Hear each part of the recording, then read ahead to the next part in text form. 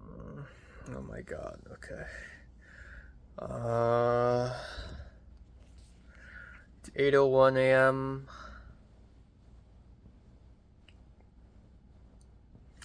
on October 4th.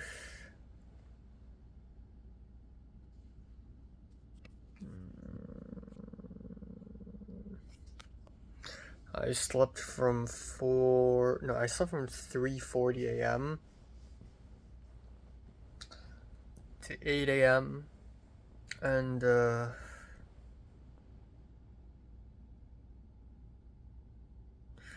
feel like shit right now.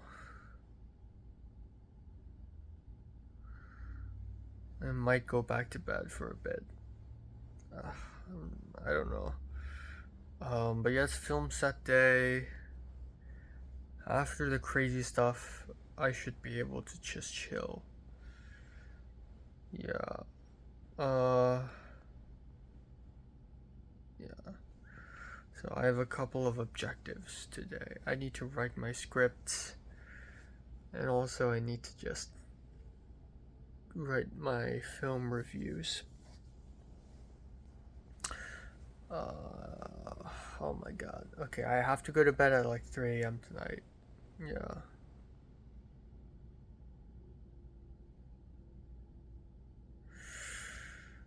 Oh my god. Yeah. We'll see what happens today. 323. How bad is that? Don't worry, it'll be okay. Cool. Awesome. Good work, gang. Okay. It's good. A lot of places have that function now. Like it's not that hard to get around.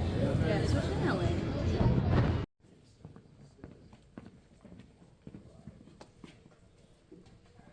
Do you want me to do the first line or? No, we'll take.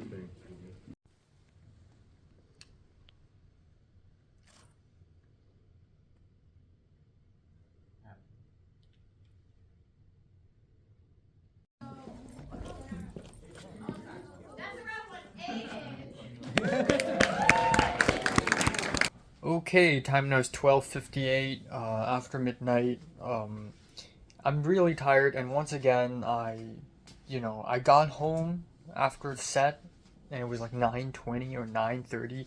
I took a shower, and then I spent a whole hour not doing anything. When you're so tired, you just end up not doing a lot, which is bad, because I always run out of time on doing things.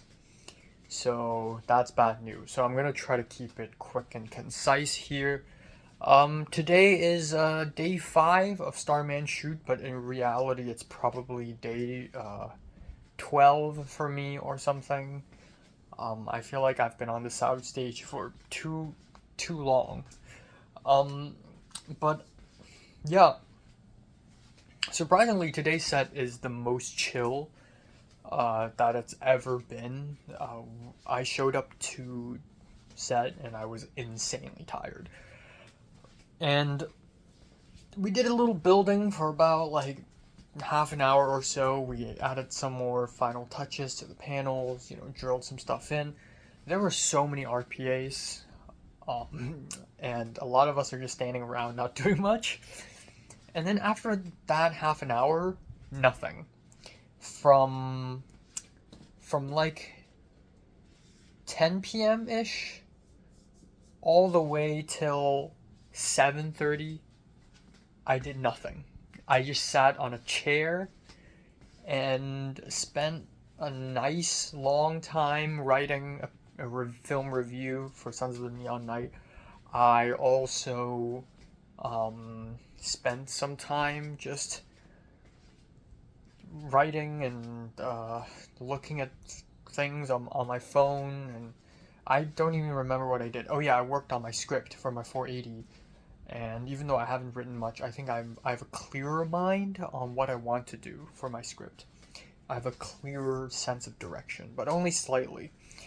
And then there's a lunch, and lunch was Korean food, but it was so little. It was tteokbokki and fried chicken, and a lot of people on set have no idea what tteokbokki is. They're like, oh, what is this weird thing? They have no idea. Micaiah was serving it, and she's like, I don't know, it's like tteokbokki or something. Like, no one knows what the hell is going on. That's hilarious. It's cool, except it's just one small piece of fried chicken and a little bit of tteokbokki. And then at the end, a little later, I added a little more fried rice, but it was such a small meal, it's really underwhelming. So yeah, I had some coffee too, and then I fell asleep. So in the morning, sometime around, not morning, I guess around like, maybe around 11 a.m. or like noon-ish, I like fell asleep. I sat on a chair, and I just fell asleep, and I leaned my head against the door. And then after lunch around 5 p.m., I fell asleep again. I didn't even plan to fall asleep. I was so bored. I just stared into the air, and I just fell asleep. So I fell asleep twice. And each time I was pretty much like in this sleeping mode for like an hour. It's kind of like being on a plane. And for some reason, I have acquired a taste for sleeping in uncomfortable situations like this. I just think, it's uncomfortable and I wish I'm on my bed, but there's something kind of reassuring about how I'm on a film set and somehow I'm like sleeping and not doing anything. So yeah, that's most of today. And then I also spent a lot of time just walking around and like talking to people. It's really chill, hilariously. Okay, so the girl I suspect who is a Hong Konger, turns out she's not from Hong Kong. Turns out she's from South Pasadena, which is fucking hilarious. But she said her parents are both from Hong Kong. And I think that makes sense. But I do hear a little Cantonese accent in her English, which she's surprised by. I do think maybe it's because her English is probably partially influenced by her parents, and her parents probably have a thick Cantonese accent. So that's probably where that comes from. It's just so crazy that I could pick that up, Generational accents, I can even pick that up. Like when I saw Minna and I immediately knew that's a Tagalog accent, even though she's like American, Or like some other people like Alexis, who I immediately knew she's Korean, and turns out she's from Torrance. Like what? But yeah, we talked, and we talked about anime, we talked about the movies we like. Turns out she does watch movies, which is pretty surprising. She knows, like David Lynch and stuff.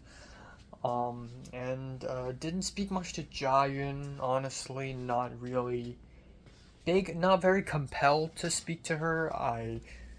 Not very compelled. Except near the end, I guess, when I was just joking around. So most of the day, I was just joking around. And I was really on this sarcastic humor thing. And, I'm tired and I say random shit.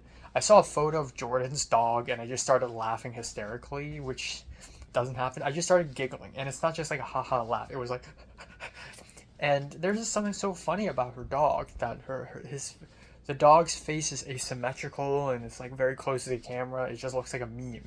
So I just started laughing, and Jordan's like, "That's my dog." Yeah, and anyways, near the end of the day, Jayun was there. I told Jayun a joke about how Tom Hanks is gonna show up at the end of Nuns with Guns, and Jayun's like, "Okay."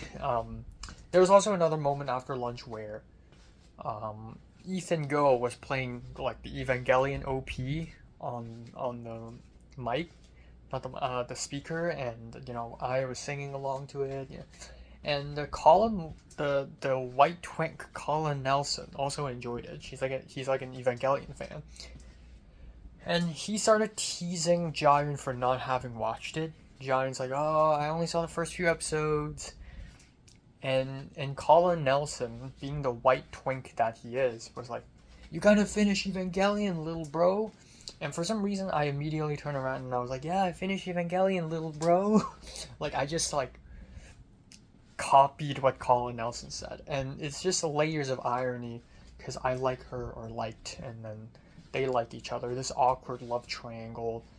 I'm even embarrassed to say that, to call it a love triangle. It's like, they're in love and I'm the fucking pathetic loser of the situation.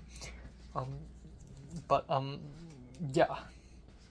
it's just very ironic. And then at the end of the day, they were both leaving together, of course, lovey-dovey, and I was just there to grab my bags. And the hallway between stage 3 and 4 is just us three. And Giant says bye to me and like tapped me on my back while I was bending down to grab my school bag, backpack. Yeah, no one says school bag anymore. But yeah, it's crazy. Tomorrow's the last day, and I genuinely, this is what I've been waiting for. Like, I've been waiting for weeks, for 4 weeks for Starman to end so that I can have a very serious conversation with Jiren about, my thoughts. But now that I have a clearer state of mind, I don't know, because Jiren is really nice to me. Also, I found out that turns out I'm in Jiren's close friends Instagram. I don't know if she recently added me or if I've been in it forever. I have no idea. So there's something sad about, if I ask Jiren to come out, we have coffee together, and I tell her everything, and I tell her the most devastating things ever. Like, I was in love with you, but now not, and I'm betrayed, and I have trust issues, and let's never be friends again. That I'm just ruining everything. Like, right now, what we have is already nice. And if I have this conversation with her, I'm basically gonna burn a big bridge and ruin everything. And she's probably gonna never speak to me again. So, but at the same time, I do want to let her know how I really feel about her, because I don't want to be hiding and playing along. So I need to figure out a way for me to do both. Like, to tell her my true feelings while not making it the most devastating, dramatic thing ever. The way I did to Leslie. So, yeah, I mean, it's so crazy, because after the whole thing with Leslie, I was for sure that I'm just gonna die and never be happy for the rest of my life. And to think that ever since Leslie, I went back to Hong Kong and I experienced peace, and then I went to Cannes Film Festival and I made a big short film with a big crew, and I'm crewing on 480. I went to USC and I met all these other people and then fell in love with another girl. The fact that all these things happened after Leslie is already quite impressive. Like, I do think that, it turns out I have the ability to find joy, or at least enjoyment. Not necessarily happiness, but enjoyment, in my life. But yeah, I'm gonna try to go to bed early. Fuck. And, yeah. So again, I don't know what to say to Jiren. I think I'll be honest with her, but it'll be sincere, I don't want to, I'll put the joking and the sarcasm aside. Like, if I tell her how I really feel about her, I won't make it too, like, dramatic, but I do want to let her know that's how I feel. I know after the therapy session, I do get the feeling that I make everything seem way worse than they are, because I'm always prepared for the worst case scenario. So, when I found out Jiren is dating Colin Nelson, my immediate thought was, okay, it's over. I will tell Jiren that I like her, and then she'll hate me, and then it's done. I'm always prepared for the worst case scenario. But truth be told, maybe doesn't have to be like that. I feel like there's a chance that Jiren likes me to a certain degree, maybe not romantically, but maybe more than just a friend, and I would like to think that way. And because we have had very personal conversations, and I think there were so many moments where we really sparked something. There were moments where she would call me and was like, I just wanted to say hi, and I would be very surprised because I thought she'd never really think much of me. And so my assumption that she doesn't care about me at all might be wrong. If I kill myself, maybe she'll feel bad about it. If I die in a car crash, maybe it's gonna be bad. Maybe she's gonna feel a certain way about it. So it's not like I'm cutting off a toxic, you know, cyst or a tumor. You know, I'm not cutting off a toxic tumor. Instead, I should let her know how I feel and be very honest and just figure out what to do. Because again, Giant is dating Colin Nelson, and you know, I honestly don't know. Because the thing is, the craziest scenario would be I'm gonna fucking break up with Colin Nelson and let's start getting together, which is like not gonna happen.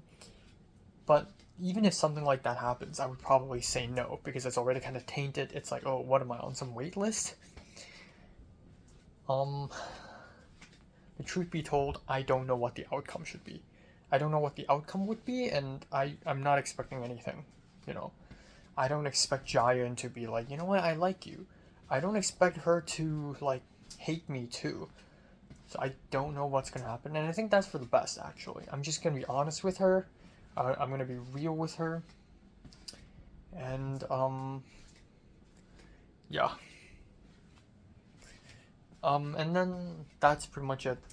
I got an email on the IMAX camp, and turns out it's like a 4-day camp in some national park next weekend, which is fucking insane. I might not go because I'm not going camping, but then I'm like, maybe it's worth going, so we'll see. And also tomorrow's the 3:10 screening for P1, and I kind of want to go, but the thing is there's film set and there's the rap party immediately after.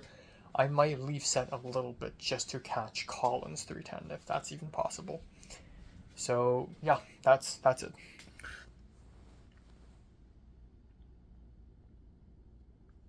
Okay, it's 8:12 a.m. on October 5th. I slept from 3:30 to 8. And then I just went back to sleep for 10 more minutes. Yeah, I really need to go to bed earlier. I think it's good that I went to bed at 3-ish, if not 4-ish. But I still need to keep going earlier. But yeah, I'm super excited to sleep a lot tomorrow morning. That's the best thing I'm gonna look forward to. And then yeah, today's the last day of Starman, which is great. I'm gonna try to sneak out and watch P1. I'm gonna DM Colin and ask him when exactly is it playing, because I don't want to stay for the whole thing. Yeah. And then, as it turns out, the AFI Fest tickets, they start selling on October 6th, and I don't know when exactly on October 6th, so I'm just gonna assume midnight, which means tonight, midnight. I have to snag tickets for AFI Fest. So, yeah, there's that. And then that's mostly it for today.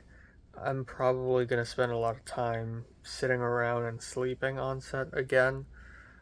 Yeah. And when there's nothing to do, I'm gonna go out and buy coffee. I'm gonna go outside and go to Starbucks, buy a little breakfast and a little coffee, and that shall do me good. And that's pretty much it. I don't know, man. I genuinely don't know. I still don't know what to say to Jayan. In another world, I would tell Jayan about AFI Fest, and I would be like, come with me.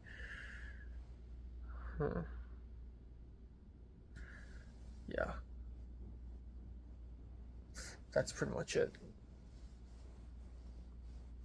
Yeah. So sad. I don't know. I'm so tired.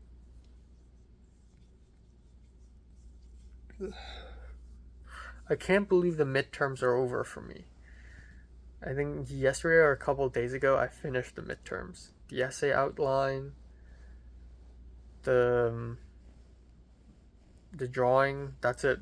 The essay, that's all the midterms there is. I'm taking 5 classes and the workload is minimum. Yeah.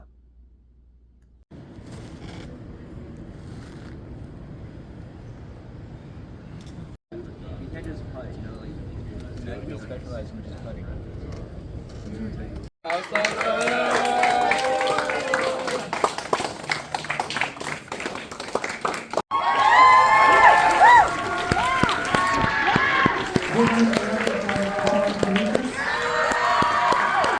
brother William was murdered in his own room.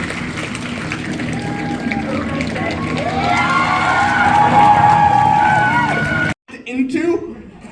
That was my puppet film, but how's it look in the projector? Can we turn this off? At the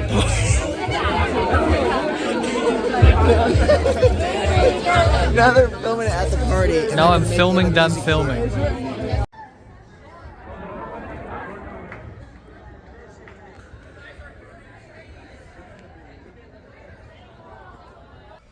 Okay, time now is 3:01 a.m. Jesus Christ. Yeah, let's talk about today.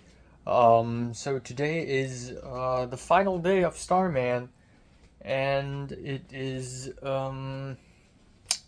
quite a bombastic ending because it is really chill. Not as chill as yesterday. Yesterday I really did nothing on set. Today I arrived on time. I had to chase after the bus, and then I went over to this set, and we started the day off quite simple with you know, finishing touches on a couple flats. It's just 3 walls and 3 walls. There's the airlock door, and then there's the captain's pod, or the captain's bedroom in the spaceship, and it's just a bunch of close-ups. And it's relatively simple, and Jordan overslept, which is totally understandable. She's so tired, she's so exhausted, it's totally understandable for her to oversleep. I mean, I overslept in Cannes because I was so exhausted. I mean, it happens. Even if you set an alarm, you just cannot, your body just cannot resist it.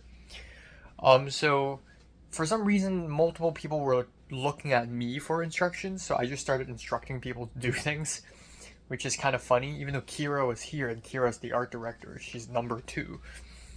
The number 1 is gone, so Kira's number 2, but yeah, anyways.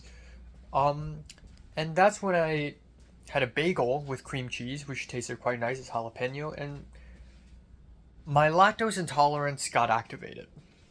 And after the cream cheese, my stomach started to feel really stuffy and uncomfortable. And then at around 11 a.m., 11:30, I started to not feel so well. And I tried to keep, like, just ignoring it, and then I realized, no, it's going to be a problem, actually. Because on a stomachache, I can't work, let alone survive until, like, 10 p.m., 11 p.m. So I just told Jordan, I'm like, I'm going to go buy coffee, and I'm also going to head home for a little bit. But in reality, I am heading home because I'm using the bathroom. And I'm not fucking using the bathroom outside, right? So I literally went back home. The bus flew right past my face. So I walked back home while having a stomachache. Walked back home. Immediately went to the bathroom. Felt better. And then immediately went back to set. I had to chase after the bus to do that. Again, it's so weird because, like, on the phone, on the transit app, it says, oh, the bus will arrive at 7 minutes. But somehow it's less than that. Somehow it's actually, like, 5. And it just goes really, really quick. So you never really know. But anyways, I arrived back on set, and it's, like, maybe, so I left at around 12:30. I came back at around 1:45. I went to Starbucks to buy an iced caramel macchiato. I really dislike paying money to Starbucks. I'm gonna try to avoid that as much as I can, but I really needed some caffeine, and I feel that because of that coffee, my stomach didn't feel so well again, but it's not that bad. But yeah, I was way more energized and way more comfy after using the bathroom. I was really sleep deprived. Today during the safety meeting, Ethan said everyone had to do self-introduction again, which is kind of funny because we all know each other already, except for maybe a select few. But Ethan was like, "I'm Nathan," and everyone kind of laughed, and I don't know if it's intentional or not. So in my head, I'm thinking Ethan. So when I did my introduction, I just said Ethan, and I'm like, Enoch. And yeah, and then Octavian was joking around. Octavian was like, "I'm Octavian. I'm a camera PA," and of course he's the director. But yeah,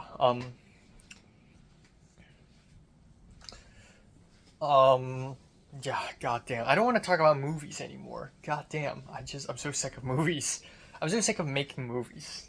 I'm like literally gonna finish a film later. But yeah. And then yeah, I felt better after I came back, and I came back right on time. We're just breaking down the first setup, the first set piece, and then now we have the second set piece with 3 flats, the captain's pod, and yeah, it's whatever. It's a little here and there, and I helped set it up, and then I chilled for a little bit. I helped move some flats to the SDA dumpster, which is right beside the Scene Dock Theater, and all the way south east of the campus.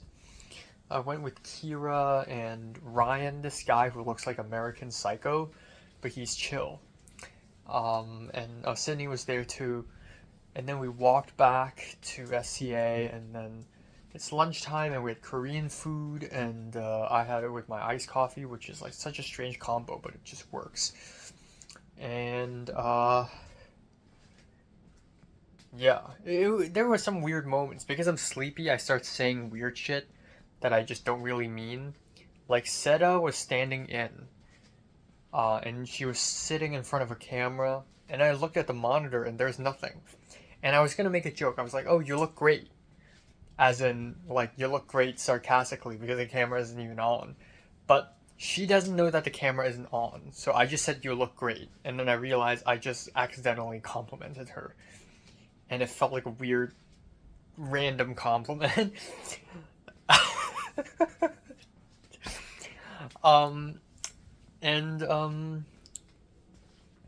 Yeah.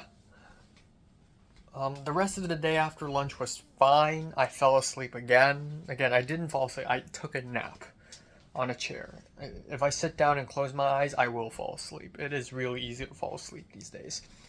Yeah, I just took a nap, and I spent some time writing, which not much, but a little bit. Then some time reading Chainsaw Man. I talked to some people.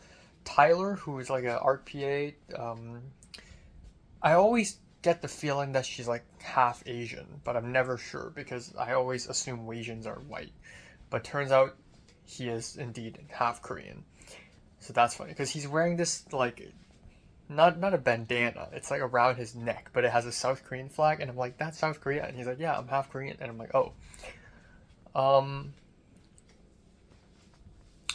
Yeah, that's pretty much it. We're so silly, like the art team, and everyone's really chill. Like Jordan's super stressed out the first weekend. This weekend we're just very chill. And art team, we have so many people, and we just stand around and chat. And we started talking about radioactive. Like we were talking about Spider-Man, and somehow it became, what if your radioactive dad bit your girlfriend versus what if your radioactive girlfriend bit your dad or something. It's so weird. And then we talked about like which Spider-Man and which Batman do we want to fuck fuck? Which one do we fuck with, and which one do we want to fuck? And we're just saying random things. And and we're just talking about how, yeah, you know, the SCA interviews, we ask these questions. But yeah.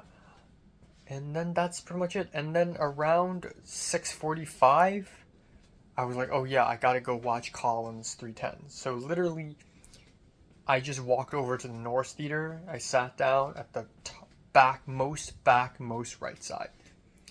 And I saw a few shorts for the 310s, and yeah, most of them suck. Oh my god. And this time around, instead of being in a 310 screening like, ooh, 310, everyone's adults, I'm like in the back looming. I'm just like, yeah, play the fucking movie, you know.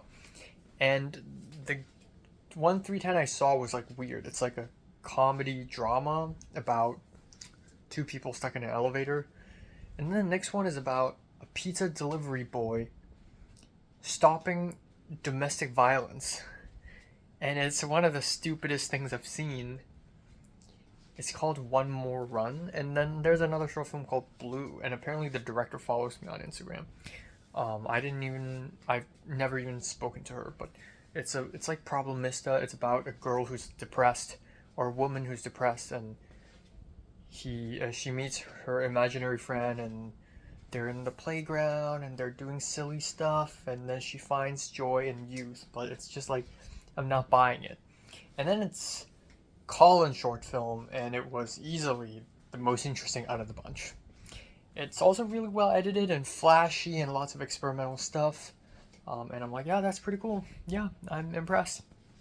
And then the last film in the green section was like called Old Man Micah, and this guy with like explosive hair, his name is Micah Eisenberg, and it's an interactive film. Like, the film glitches and he runs out to the podium and he starts like talking and doing stand-up comedy, and he starts talking to the character in the film. But it's like, again, it's just one of those like offensive funny movies. It's not that, it's creative, but I wouldn't say I enjoyed it that much. But it's still kind of funny, I guess. I don't know. So I was like, great. I took a photo of Colin and then I left. I went back and turns out they wrapped the whole Starman set already. All the flats are gone. They're just completely gone. Within 20 minutes, boom, all gone. And I just did not do anything. And then we just took a bunch of photos and we said our thanks and whatever, and then we just wrapped. And then we just left. And we don't need to do the whole, you know, bringing all the flats and all the e-waste back.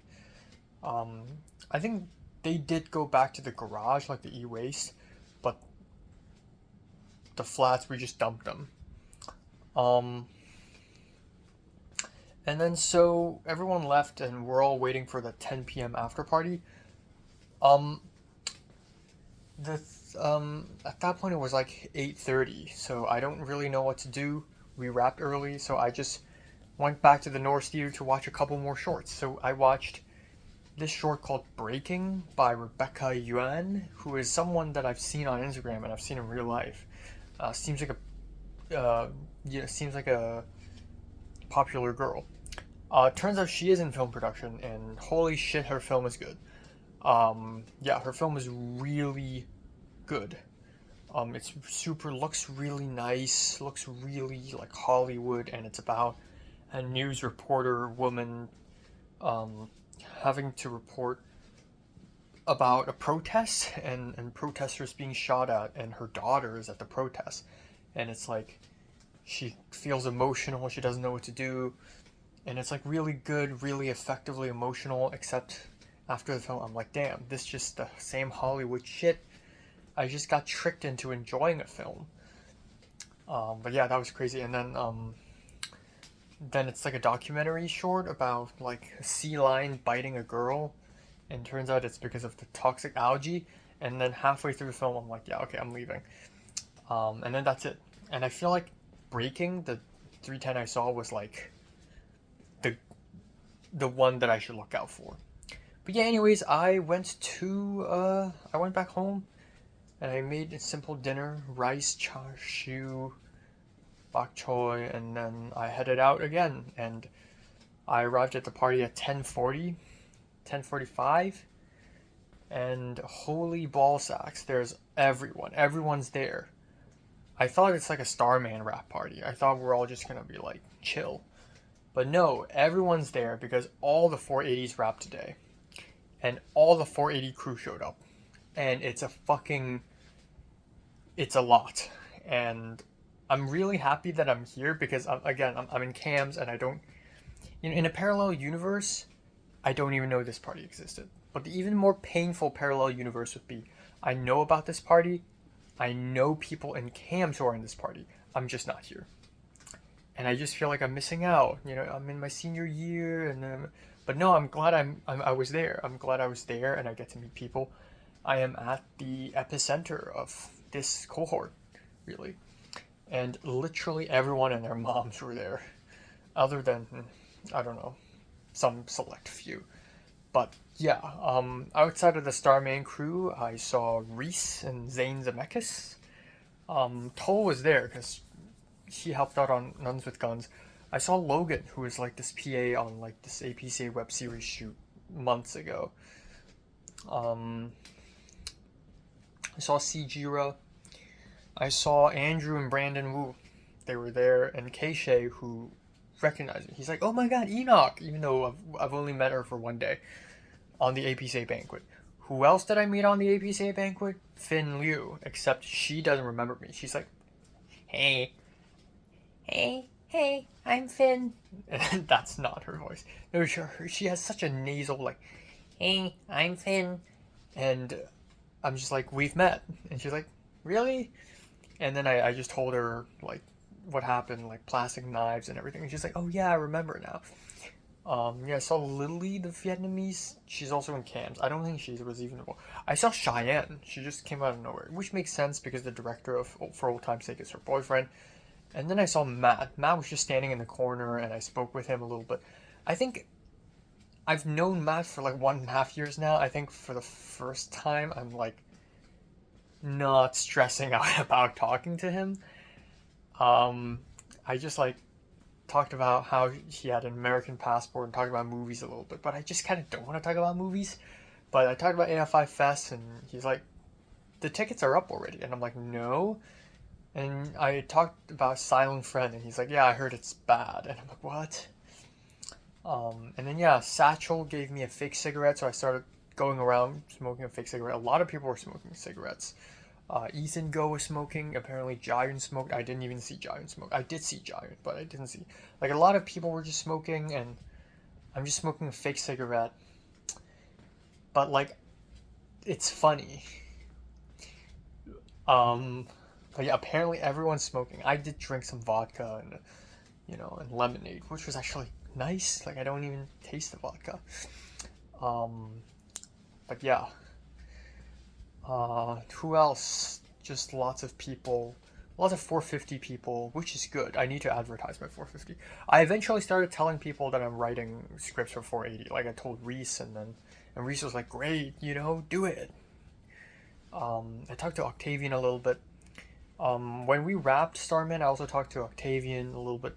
He seems like a very interesting guy because he's so nonchalant and he's so chill, but he also seems like a really genuinely nice person and really funny as well. And he does have that director's vibe, and it makes me feel like I'm not a director. I feel like I'm just a goofy guy.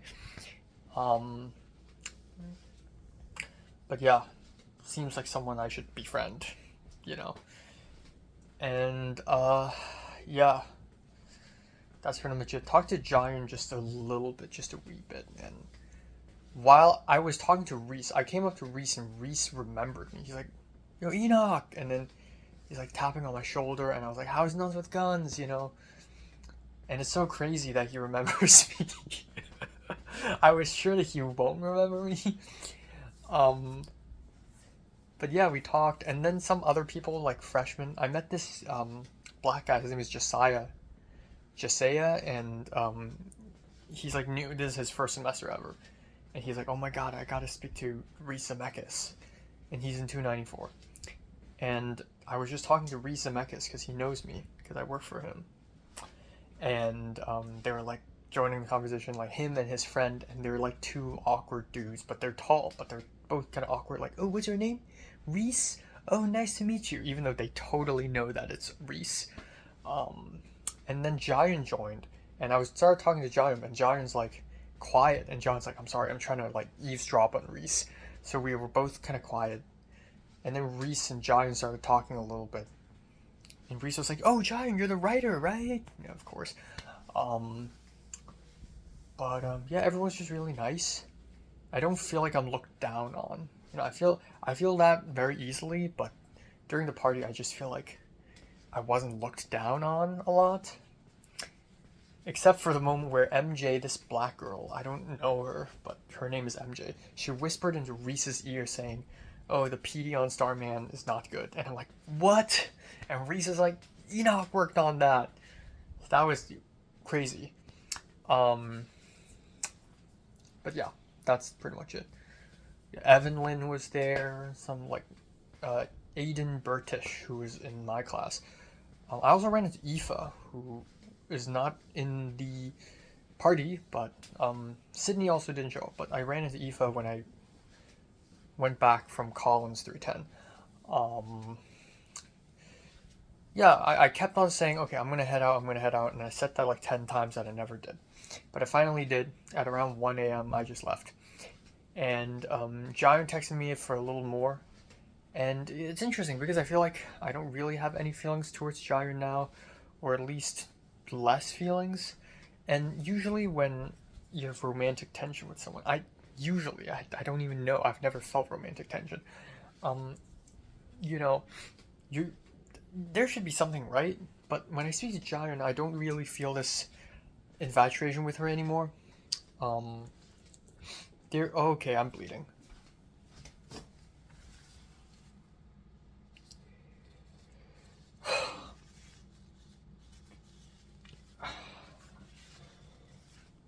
Okay. Yeah, I just feel like I'm not that obsessed with Jiren anymore. Which is a good thing, but I don't know. I genuinely don't know what to say to Jiren at this point. Jiren's like, oh, thank you so much for crewing, and you know, and yeah, Jiren's nice, but I genuinely don't know what to say to her now. Because I feel like if I tell her my true thoughts and feelings, I'm just gonna ruin a perfectly fine friendship. So, damn. Okay. Yeah. So I genuinely don't know. But then again, this is frustrating because what is love? What is romance? I don't know. I don't feel anything. I don't know anything. I don't know what to do. I don't know what to say. I like her, and then I don't like her anymore, and then she doesn't like me, and everything's a joke. Yeah, I don't fucking know, man. I don't know. But I did tell Jayan we should meet up, and she's like, yeah, for sure, we're gonna have lunch. It'll definitely happen. We'll definitely make it happen. So yeah, and then, but by the time when we do meet up, I don't know what to say to Jayan anymore. I do have to tell her the truth. I do want to tell her my thoughts, but I also don't want to do it in a way where it's gonna destroy our relationship. I feel like it's impossible at this point. I'm pretty sure it's impossible for us to have any relationship beyond a friendship.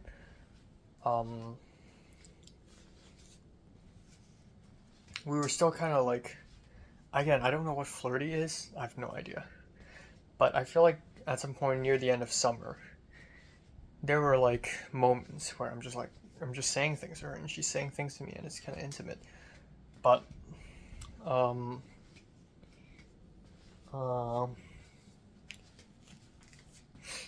yeah, I don't fucking know.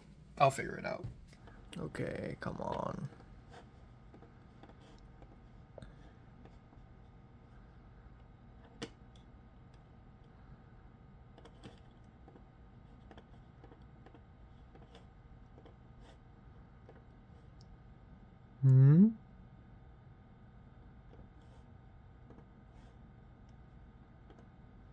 What?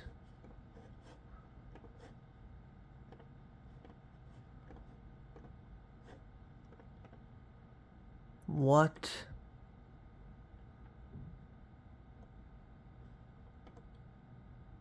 What? Shit, it's working now. Fuck, okay, what? Oh, yeah, okay. God, my hair is hideous. Okay, yeah, time now is... Jesus. Time now is about 11:46 a.m. on October 6th. Yeah. And, I slept from 4:45 to 10:50. So, yeah, even though it feels like I just slept a lot, I actually only slept for 6 hours, which is not a lot. And yeah, that's because last night I tried to, edit the college update video, and then I also tried to finish a film, and that took forever, and I was hell-bent on finishing it, which is a mistake, because I was actually just falling asleep by the end of the film. And then today, I had to wake up at 10:50, because at 11 a.m., the tickets for AFI Fest would go on sale. And so at 10:50 I woke up, I literally, opened my laptop just now and tried to snag the AFI Fest tickets, and at 11:00, nothing. They're not on sale. And it's like a big technical issue, and Arjun literally DM'd me. I was gonna DM Arjun about it. Arjun immediately DM'd me and was like, "What's going on?" And I'm like, "I don't know." But eventually at around 11:10, they did go on sale. And I immediately bought Silent Friend and Testament of Anne Lee, which are both films I really want to get. And then, Keen Rajab, it's sold out, which really sucks. But I'm gonna try to rush it. And then I was thinking, only 2 films, really? So I started, I spent quite a bit of time browsing through other films, like Continental 25, Father, Mother, Sister, Brother, Magellan. And I realized I can't make it to all of them. That, or I don't want to spend $19 on that film. Like Continental 25, I'm free for. And I legit considered buying it. But the thing is, I feel like I would not like it that much. And I don't want to spend $19 on a big screen where I'm probably not going to like it, and the filmmaker's not going to attend anyways. Bugonia is surprisingly opened. Bugonia is surprisingly not sold out, but I'm not free for it. Same with Father, Mother. Magellan, same, not free. But yeah, that's basically it. Maybe I'll go for Magellan, actually, because Lav Diaz is gonna be there. Same with the Herzog doc. Yeah, but that's pretty much it. And also, I found out that after the Hunt free screening at SCA today, turns out it's not at 3:30, it's at 2 p.m, which is like 2 hours later. So I kind of have to wake up. I tried to go back to bed at 11:30. I could not fall asleep, so there's that. But yeah, that's pretty much it. I don't have a lot else to say. And I don't know what to say to Jairin still. I don't know what to say to Jairin. What else? I think that's it. Yeah, I think that's it for today. Yeah.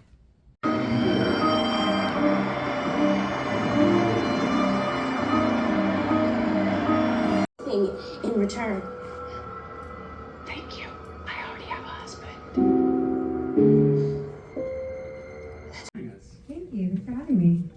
So I'm really curious, just to sort of start with the idea of exploring something this nuanced within a university setting.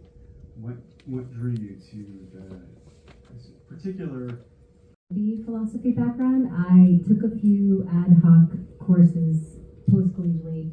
At NYU, I think what suffices a philosophy course was like Children of Divorce, which I did take, which was kind of an act of violence against myself. But it satisfied a science requirement. But I think I was always true life correlated with the events, but in this notion of like in the same way we're interrogating different people's truths, we're interrogating different people's narratives, including the macro narrative of us building the film. I wanted to ask about the layer of race that you're laying there as it happened to be after Casino. And then, I wonder how your perspective into the changed or how that works once that happened. What do you think? Any part of the script was that was after that? Yeah, I mean, I think it's one of those things where having IO there was integral and so necessary, and it's also one of those things where, again, you hope you have enough real estate to really do the appropriate amount of diligence that needs to be in a story where racial elements are involved, and I think that maybe we got a good amount, but not all.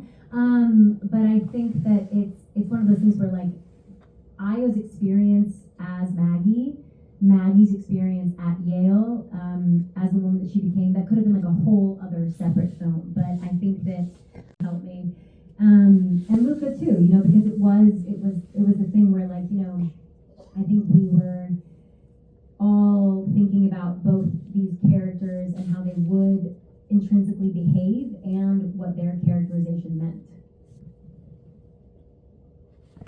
Hey, I'm just really curious about the process of writing the dialogue for the film, because I really noticed the generational gap between the characters and how different word choices are used by different characters, and I'm just really curious on how you approach writing the dialogue for different characters of different age.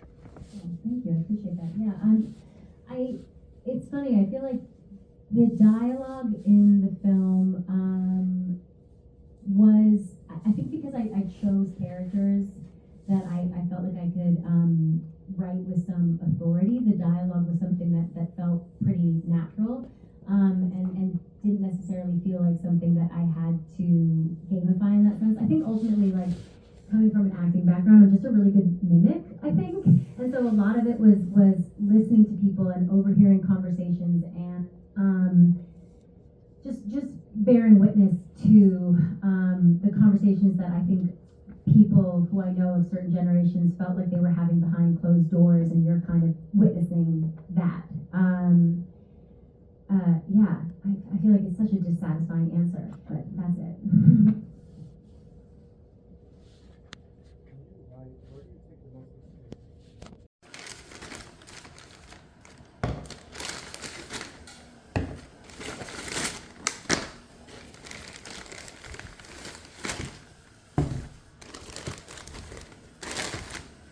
Okay, whoa, I have no storage space at all. So I'm gonna try my best to be as fast as possible. It's 1:01 a.m. in the morning. Nothing happened today. Really chill. I actually only slept for 6 hours, which is actually not that great, and I actually feel sleepy right now. But yeah, I woke up and I snagged some tickets for AFI Film Festival, and there was a bit of a panic because for about 10 minutes the website wasn't working and I and Arjun were just talking, but eventually it just worked. So I got 2 tickets. So I wanted 3 films: Voice of Hin Rajab, Silent Friend, and Ann Lee, and Hin Rajab was immediately sold out. It's gone. So I got Silent Friend and Ann Lee pretty easy. It's not as bad as Beyond Fest. In Beyond Fest, tickets are gone in seconds, and here they're gone in like minutes probably. I don't know. I need to check actually. But even after a few minutes, it's still there. It's still available for me to buy them. So that was impressive. So anyways, I just went back to bed, and as I went back to bed, I was thinking to myself, wait, just 2 films? Come on, I can't just 2 films? So on my phone, I went to the AFI Film Festival ticket website, and I was just going through the films, and I saw Ghost Elephant with Werner Herzog, and I was like, you know what? I might get that too. So I bought the ticket just on my phone, and then I checked Hin Rajab. Turns out it's not sold out. I think they added more tickets or something. I was like, whoa, what the fuck? So I immediately bought one. So now I end up with 4 screenings at the AFI Fest, which is more than enough for me. So I'm really happy about that. And yeah, that's basically it. So after that, I couldn't fall back asleep, so I just continued with the day. Because at 1:40-ish, I need to go out and watch After the Hunt anyways.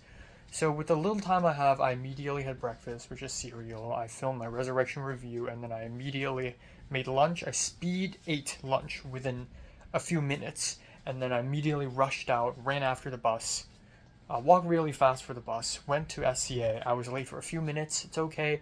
And I saw After the Hunt. I sat at the very side, at the very right side. Not great, but still enjoyed the film. Still thought it was pretty good. And then the Q&A with the screenwriter Nora Garrett, and I actually asked a question. We had a lot of time for Q&A. First of all, the moderator was terrible. He does not know how to ask questions. He's just asking questions like, oh, like, there's a lot of interesting use of camera in this film, like interesting close-ups, and it's like, she's a screenwriter. She's not the director or the DP. And then he's asking about, oh, how about the actors? Like, are they good? Like, again, she's the screenwriter. This is stupid. And we have a long Q&A. A lot of people ask questions. And I was like, you know what? I'm going to ask. So I raised my hand and I raised my voice. And I asked about word choice and, like, writing dialogue for the characters. And I feel like I asked a pretty good question. And she, the screenwriter, was like, thank you for a question. And she actually explained. And then she thought her answer was dissatisfying. So she was like, yeah, my answer is like dissatisfying, right? And I'm like, I laughed. But I'm just glad I got to ask something. And Camden was also there. And Camden asked a question. And so it's crazy. It's the first time I saw him since Cannes, I think, right? So, which was like nearly 5 months ago. It's crazy. So after the screening, I went up to Camden and I talked to him a little bit. But Camden talked to the screenwriter a little bit. So I ended up walking up to the screenwriter and I just said, thank you and congrats for going to Venice. And he's like, yeah. And then I went up to Camden and I chatted with him for a little bit. And then I left and I saw Josiah, the PA from Starman yesterday. He's here. He also saw the film and he didn't like it. He didn't like the film, but I talked to him a little bit. Turns out Colin was in the screening too. I had no idea. But that's pretty much it. I walked to Ralph's, bought toilet paper. This morning I found out I ran out of toilet paper completely. All gone. So I immediately bought some. Thank God I have time today. And then I immediately went home, and that's it for the day. And then the rest of the day I just didn't spend much time. And it's rather chill, and I like that. But it is bad. I do need to, like, pick up the pace and do things again. At some point, I had dinner, which is nice, carne asada, some potato, 2 salads today, or like one it's cucumber and then red bell pepper with mushroom. It's a pretty big meal. But yeah, Ethan or Harley was like, so are we meeting or are we not? And Ethan's like, yeah, let's meet. So at 11:40 p.m.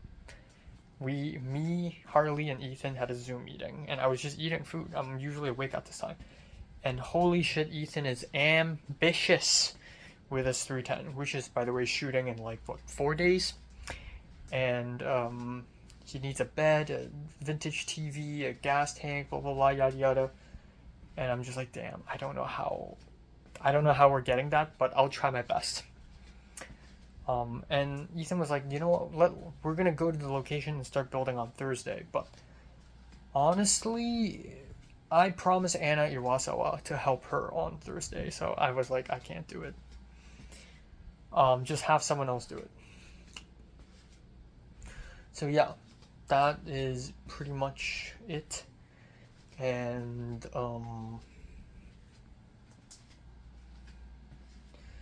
yeah, we definitely need help, and I'm definitely gonna try. It's so crazy. I just fucking finished Starman, and now I'm freaking out over 310.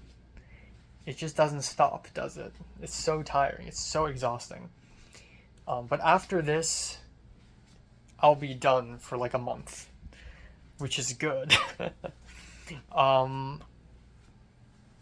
Yeah, and then on top of that, speaking of sets, Jayun texted me out of nowhere, um, saying that she's interested in having me on as PD for the film that she's gonna direct, Eulogy. And I'm like, what? Honestly, after Starman, I thought I would never work with her again, especially because we will be having that conversation soon, and that might destroy everything. But now she's asking me to PD for her before she even asked Maisie. And I'm like, sure, when does it shoot? And she's like, next year, February. And I'm like, I'm probably free by then because I have nothing planned for 2026 other than my own short film. And maybe a 480. And she's like, okay. No, she didn't respond. She wasn't like, okay. But yeah, that's weird. Don't know what to say. I still don't know what to say to Jayun. I still think that I don't know. I don't know what to do with her. I believe that she doesn't hate me, which I think is apparent, but I believe she likes me as a friend. And she likes a lot of people as a friend, and I'm grateful for that for sure. And you know, she's dating Colin, but she's never completely serious about dating people anyways. If she's dating someone, it would be herself. Her self-love is more than her love for anything else.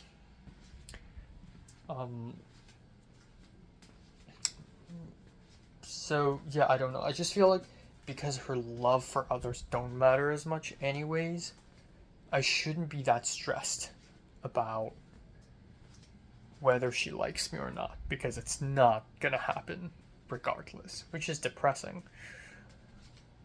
I don't know, but I guess I will figure it out. I guess I will. But yeah.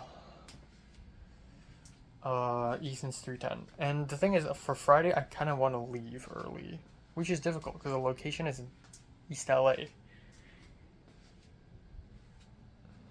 So I genuinely don't know.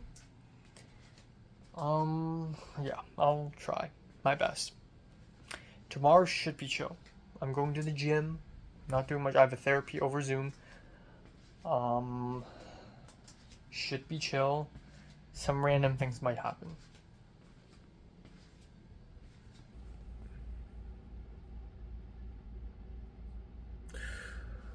Okay, time now is 11:55 a.m. on October 7th. First of all, I slept from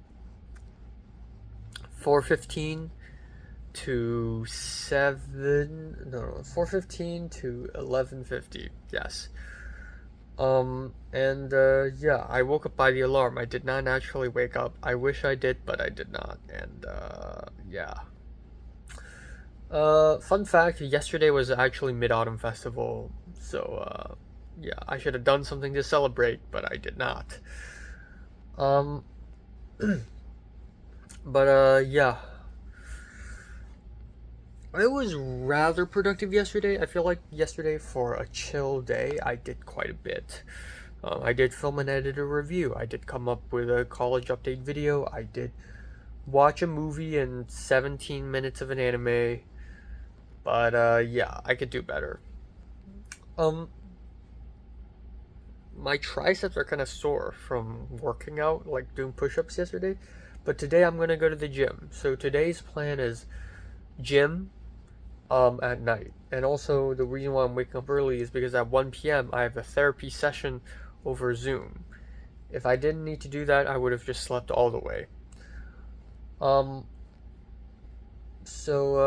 Yeah, that's pretty much it. But aside from that, today I'm also going to start working hard for Ethan Kwan's 310.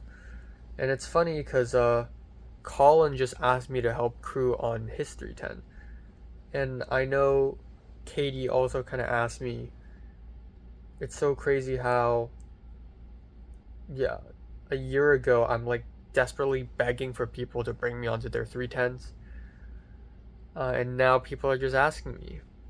So, yeah. But unfortunately, I am locked in for Ethan's 310. And And not even in the entire thing, because I need to help Anna Iwasawa for her 508. Yeah,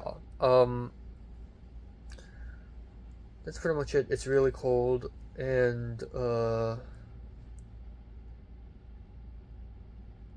gonna try my best to sleep even earlier tonight. 3 a.m. Please, for the love of God. Tomorrow I'm waking up at 7:50, so I have to go to bed at like 3 at the earliest.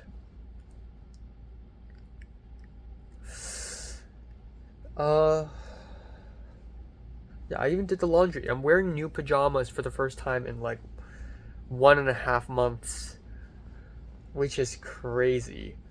Um,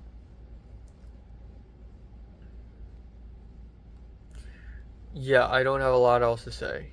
Not on my mind right now. Um,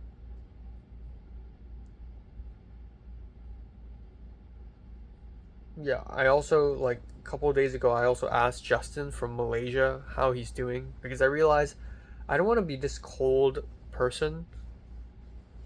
I'm gonna go back and start asking people how they're doing.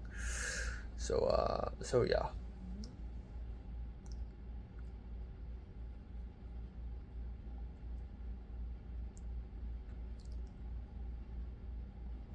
Yeah. Okay, time now is 2:19 a.m. in the morning, and my tongue hurts a little bit. But yeah, let's talk about today. Today I slept a little more, but I still feel like it's not enough sleep. I still feel sleepy throughout the day. And I didn't do much today. Today is a really simple day, and because of that, I also spent a lot of time not doing anything of importance. I had therapy at 1 p.m., and it went quite well. It went over time. It went to like 5 minutes over time, maybe. And we talked and talked, but the thing is, not a lot had happened between the last therapy session and this session, so I don't really have a lot to talk about. Other than going on to 480 set and then the 480 rap party, and I talked about that. And it's funny because it feels like she's from a completely different world. She's like a therapist, But when I talk about 480, I kind of explained that it's a senior thesis thing, but then I'm like, yeah, maybe she would know, right? But yeah, I explained a lot about 480 and also how I wanted to submit a script and also feeling like I'm missing out and also just feeling the competition and there are a few layers to this. I mean, for a good first half of the therapy session, there's nothing that bad going on in my life as of now. Sure, I have like general stresses and stuff like that, general worries.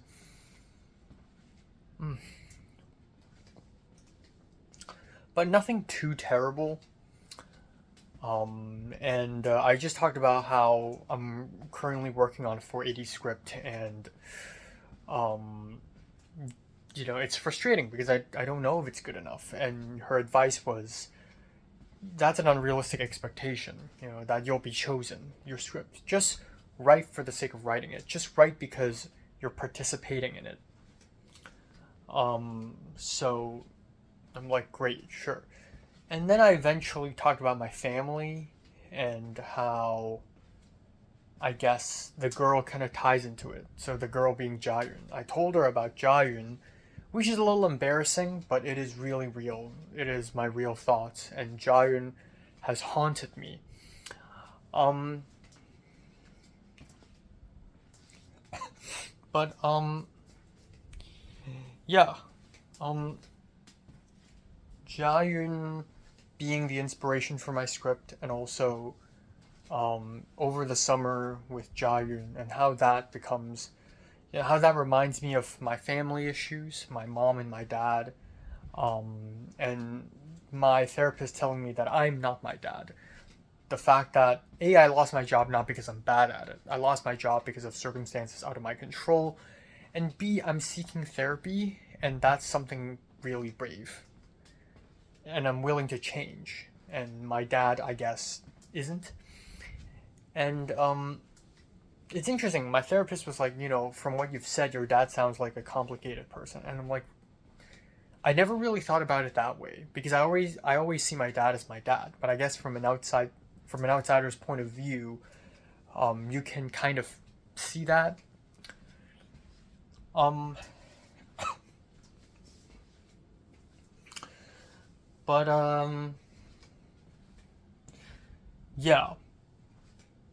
And then at the end, with about like 5 minutes left in the therapy session, I realized I have to ask the therapist about what I should do with Jayun, which is kind of crazy to ask her for the advice. But I feel like if I could ask anyone about it, if I could ask anyone for advice on this situation, it would be her.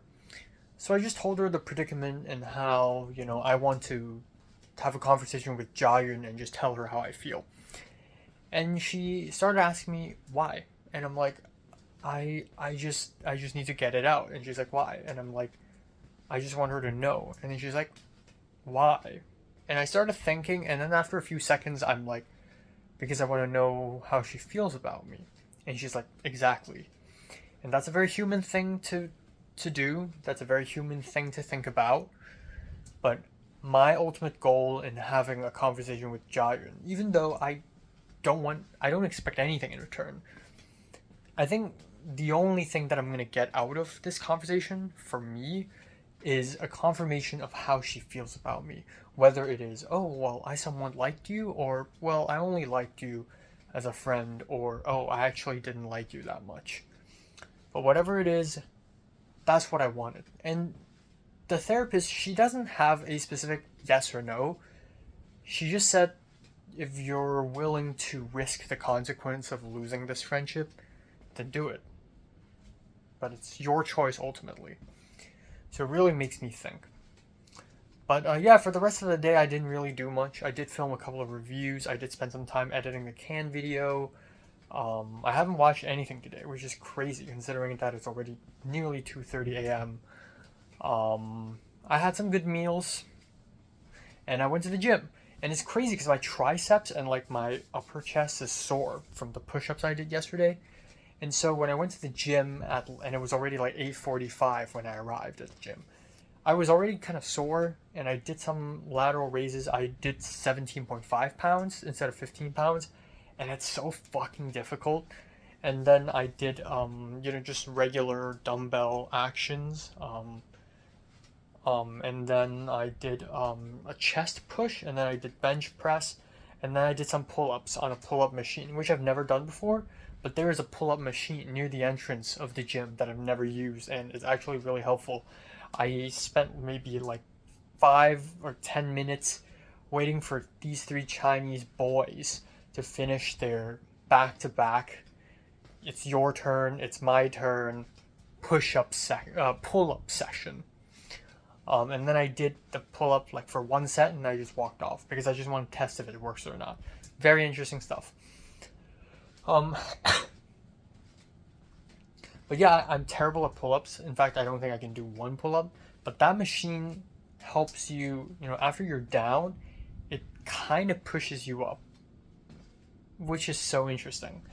So yeah, anyways, went back home, showered, had dinner, and it's already late as fuck.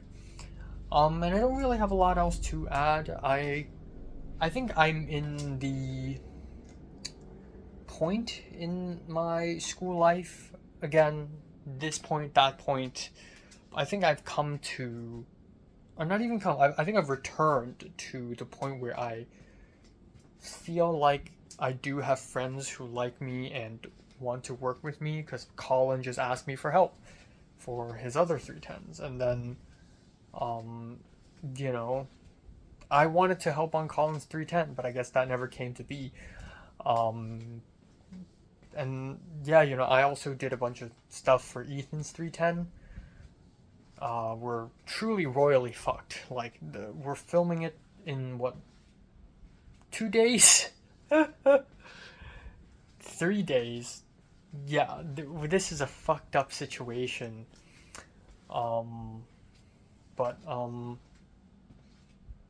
yeah. But I'm gonna try my best. And also, I found out that the location that we're filming at on Gigster is actually the exact same location of the pit basement. And I wasn't there when they shot the pit basement, but I went there twice already on a location scout. And that place is pretty small, which is good, but it is also incredibly barren. So, yeah, I'm gonna ask Jing Chen for help, most likely. And then, that's pretty much it. Um, Still brainstorming my script. I don't know why. I think in the afternoon I listened to a lot of music and I kind of had a lot of inspiration, but I don't have concrete ideas. So right now, those inspirations are gone and I don't know where they went. And yeah, it just really sucks that I have a deadline October 24th and I have 2 scripts to submit and I'm still working on the first draft for the first script. And that's how you know the situation's a little fucked. But then again, positive vibes. And I think the best mentality I can have right now is that instead of thinking of making the best script possible, let's make the worst script possible. What is the worst thing I can do? And let's not do that, but still do something like that. If I lower my expectations, maybe I can do it. Maybe I can finish the script. But yeah, throughout the whole day, I'm still thinking about, Jayun and what I should say to her. I am in her close friends Instagram right now, which, I'm flattered, but Jayun's just posting a bunch of photos of her on another set with a bunch of white guys. Literally nothing but white men, white boys in those photos. So, truthfully, I don't know what's up with her. But yeah, I'm coming up with the story, and yeah. Oh my god, my hair. Look at it.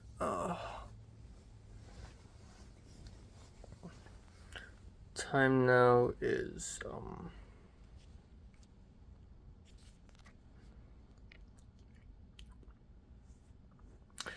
8:53 a.m. in the morning on October 8th. 9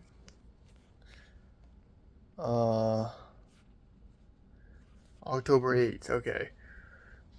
And I slept from 4:15-ish to 8:45, and yeah, 4.5 hours.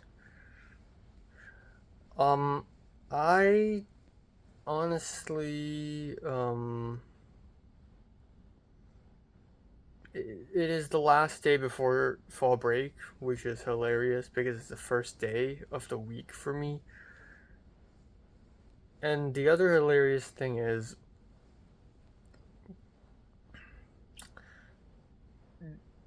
even though tomorrow's fall break, I got a film set. I got shit to do. So, yeah, things are wacky. Things are tough. So, yeah, tomorrow and the days after, I'm going to have to wake up hella early as well. But yeah, today I'm, the usuals, the Asian horror class, and then the David Lynch class, and then also, the, maybe there's like a crew mixer for Anna Iwasawa's short film tomorrow, which I'm probably gonna show up and be like, I don't know anyone here. But, yeah, that's pretty much it.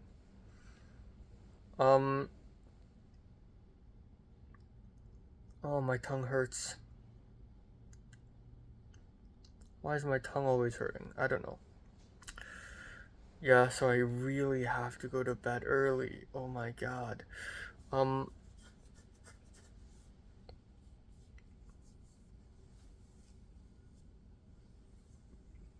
Yeah.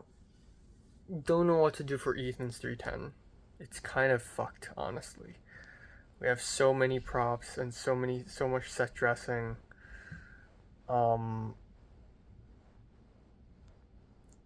Yeah, I don't know. But, yeah. I've been talking to Justin from Malaysia lately, which is nice. And I last night I sent an email to the IMAX workshop, the woman who is asking us to sign the crew forms. I said no. I am not going to the IMAX workshop, which is on Saturday and Sunday. I'm not going because I'm so fucking tired. I need a break. I need a fall break. So this weekend and also Monday and Tuesday, I will have an actual 4-day break, which is very much needed, in my opinion. Very much needed. Yeah. So, so that's pretty much it.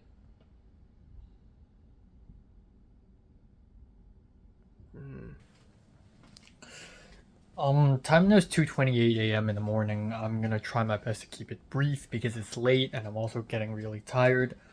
I also almost forgot to film one of these videos. I was just gonna go downstairs, grab some yogurt, watch some anime, and go to bed. But yeah. So today I slept for 4.5 hours, which is not great. And again, I feel like I've been perpetually sleep deprived since last week. And it doesn't matter how many hours I sleep in a day. I'm always going to be tired. But yeah, today I woke up early and I went to Asian horror class and yeah, I chilled. Um, I chilled on the third floor for a little bit at SCA. Did I do that?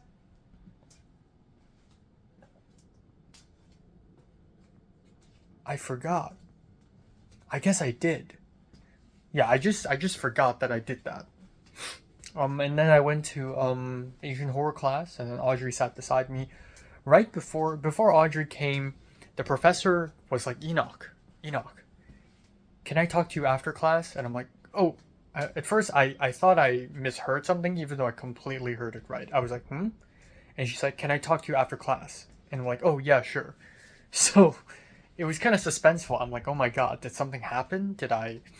Like, did I say something wrong? Like, was there something wrong with my midterms outline or whatever? So I was a little, like, nervous throughout the whole class, but I think I was like, you know what? I'm overthinking. I'm probably overthinking it.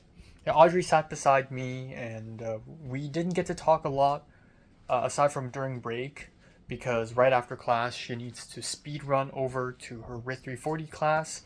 But we did talk quite a bit. Andrew was not here, and yeah, I showed her that there are film screenings, and I asked her for about her RIT 340, the usuals. And yeah, I guess the only interesting moment was when she randomly talked about dressing up for Halloween, and I'm like, I don't know. And I told her last year I dressed up as just an emo guy in Halloween, and when somebody asks me who am I cosplaying, I say Enoch, and they're like, who is it? And I'm like, that's me. And then Audrey was like, would you consider yourself emo? And I'm like, I don't know, depends on your definition. Because I think in many levels I am very fucking emo. I'm too emo for my own good. I think I'm too emotionally dramatic, and I'm very cynical and edgy and artsy, but also at the same time, I'm not. Like, I don't dress weird and talk weird, and I don't smoke and drink and take drugs, and so I'm emo in some ways, not in some other ways. I'm emo artistically, but my livelihood itself is not that emo. But yeah, So after class, I went up to the professor, and turns out all she wants to say was, she asked me if I've seen dumplings, and I'm like, yeah. And she's like, is it too graphic for the class? And I'm like, I don't think so. I mean, yeah, a couple of scenes are gross, but overall, it's just like a drama, and it's a good director, Hong Kong, and she's like, yeah, Fruit Chan is great, and I'm like, it's a great writer too, and she's like, Lillian Lee, yes. So there's that. So I went back home and I went to the bathroom, and then I had lunch, and then I chilled, and then I went out again. So from 5 p.m. to 6 p.m. there's supposedly like a little production meeting for Anna Iwasawa's 508. And first of all, I'm too tired for any filmmaking at this point. I'm too fucking tired. So at 5 p.m. I left my apartment and I walked to school. And as I walked over, I called Jing.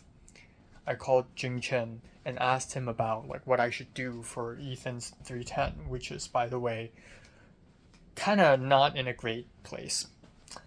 But yeah, we went to I talked to Jing Chen about prop houses and whatnot, and he's like, yeah, you're kind of cooked, but just try your best. Ask the producers about the schedule, because if you don't have a schedule, you don't even know what you're preparing for. And I'm like, yeah. So at 5:30 I arrived at stage 2 and I saw Anna Iwasawa and also Yu Chen, even though I don't think he even noticed me. And a little while later Olivia, the other Chinese girl, showed up. And yeah, it's weird because they're all grad students and I'm undergrad. And when they ask me, you're undergrad? I'm like, yes.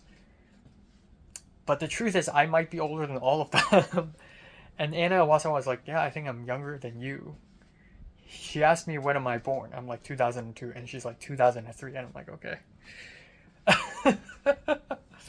And somehow, so we didn't do much. I just talked to the DP, who seems to be the more controlling person here.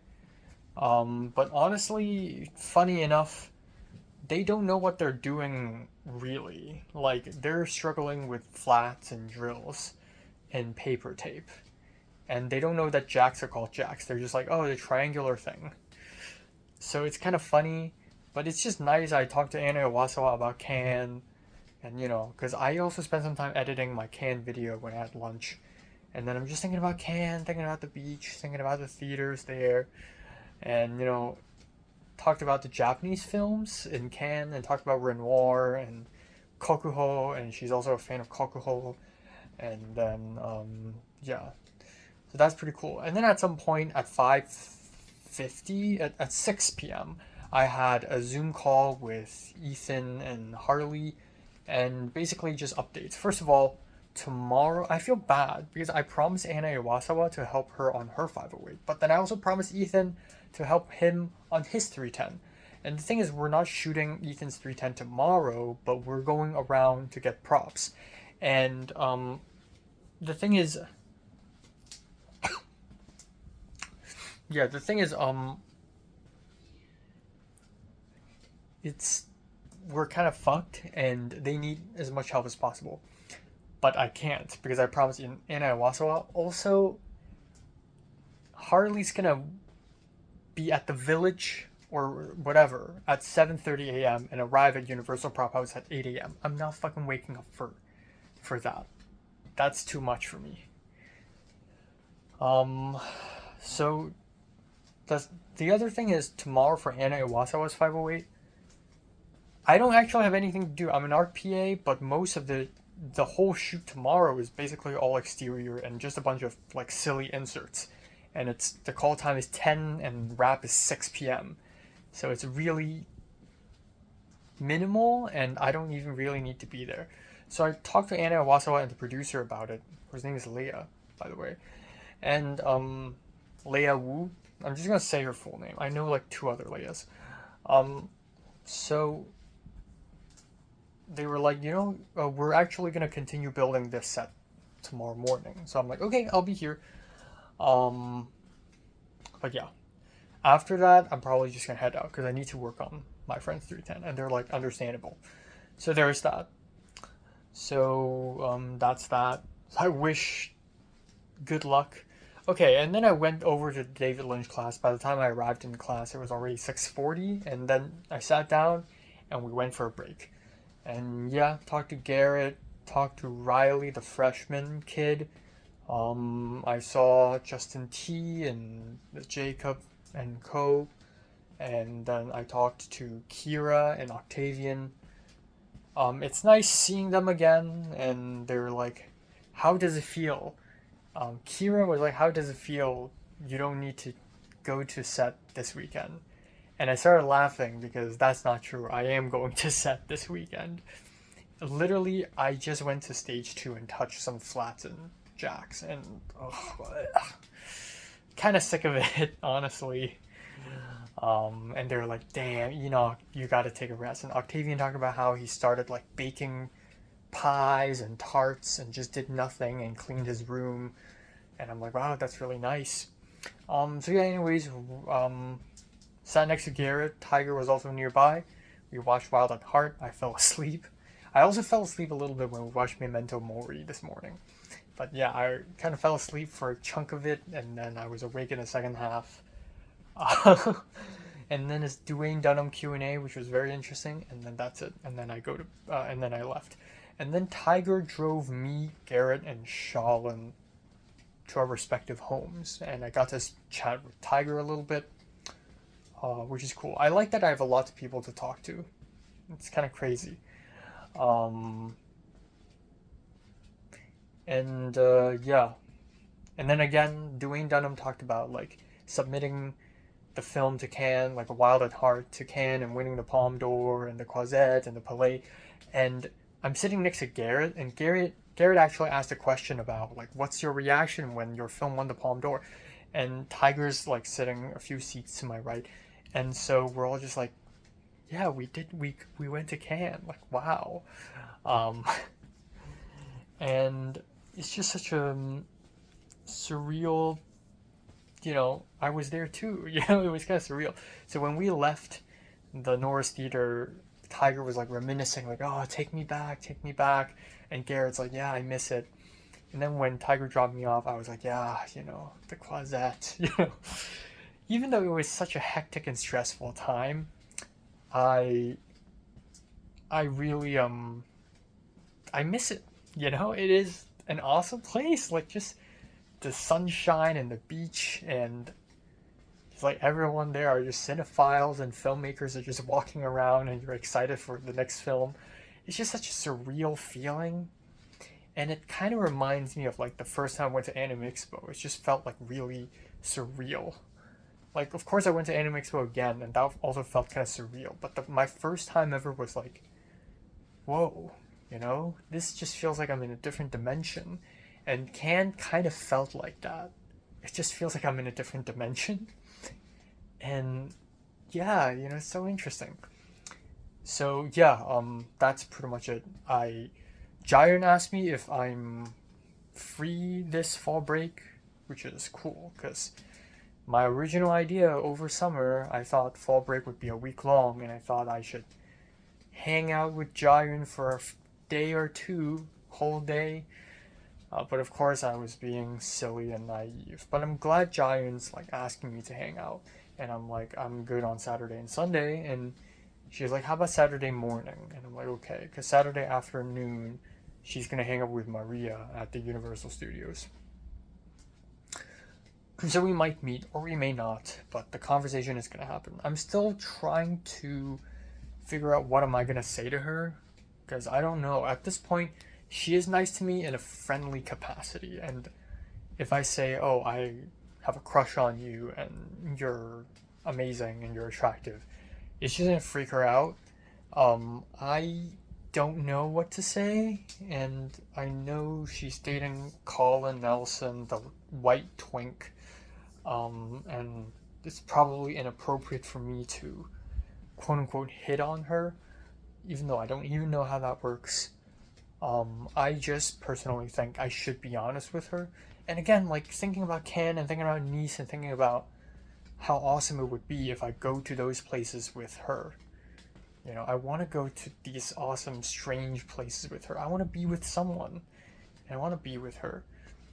So, I don't know. The whole situation is still kind of tragic. Yeah. So I genuinely don't know. Genuinely don't know.